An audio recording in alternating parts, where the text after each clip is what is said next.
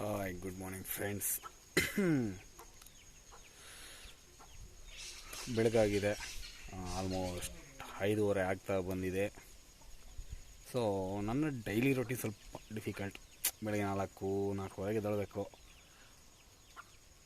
ಹಾಲು ಕರೆದು ಹಸ್ಗಳು ಕಟ್ಟಿ ಕಸ ಗುಡಿಸಿ ಎತ್ತಿ ಡೈರಿಗೆ ಹಾಲು ಕೊಟ್ಟು ಬಂದು ಆಮೇಲೆ ಫ್ರೆಶ್ ಅಪ್ ಆಗಿ ಬಿಸ್ನೆಸ್ಗೆ ಹೋಗ್ತೀನಿ. ಬಿಸ್ನೆಸ್ ಮುಗಿಸ್ಕೊಂಡು ಆಫೀಸ್ಗೆ ಹೋಗ್ತೀನಿ. ಆಫೀಸ್ ಮುಗಿಸ್ಕೊಂಡು ಮತ್ತೆ ಬ್ಯಾಕ್ ಮನೆಗೆ ಬಂದು ಮತ್ತೆ ಹೂಗಿವೆಲ್ಲ ಇರುತ್ತೆ, ದಿಂಡು ಹಾಕೋದು, ಅದೆಲ್ಲ ನಾಳೆ ಬಿಸ್ನೆಸ್ ರೆಡಿ ಮಾಡಿಕೊಂಡು ಒಂದು 9:30-10 ಗಂಟೆಗೆ ಮಲಗಿಬಿಡ್ತೀನಿ. ನಮ್ಮ ಸ್ವಲ್ಪ ಬ್ಯುಸಿ ಶೆಡ್ಯೂಲ್.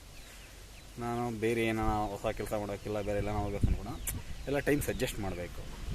ಆಲ್ಮೋಸ್ಟ್ ಇವತ್ತು ಒಂದು 4:15 ಗೆದ್ದೆ. ಮೊದಲೆಲ್ಲ 3-3:30 ಎದ್ದೇಳಬೇಕಾಗಿತ್ತು. ತುಂಬ ಹಸುಗಳು ಇತ್ತು, ತುಂಬ ಹಾಲು ಕರಿಬೇಕಾಗಿತ್ತು. ಇವಾಗ ಅಮ್ಮಗೆ ವಯಸ್ಸಾಯಿತು, ಪಾಪ ಅಮ್ಮನ ಕೈ ಜಾಸ್ತಿ ಅವಳು ನಾವು ಕರ್ಕೊಂಡು ನೋಡೋಕ್ಕಾಗಲ್ಲ.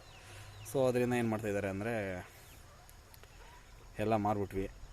ಸೊ ಇವಾಗ ಬರೀ ಒಂದು ಹಸು ಹಾಲು ಕರೀತೆ, ಇನ್ನೆಲ್ಲ ಯಾವುದೂ ಇಲ್ಲ. 2 ಫಲ ಆಗಿದೆ.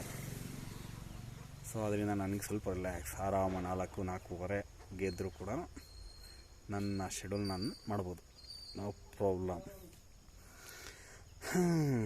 ಇವಾಗ ಎದ್ದು ಆಲ್ರೆಡಿ ಹಸುಗಳನ್ನೆಲ್ಲ ಹಾಲು ಕರೆದು ಡೈರಿಗೆ ಕೊಟ್ಟು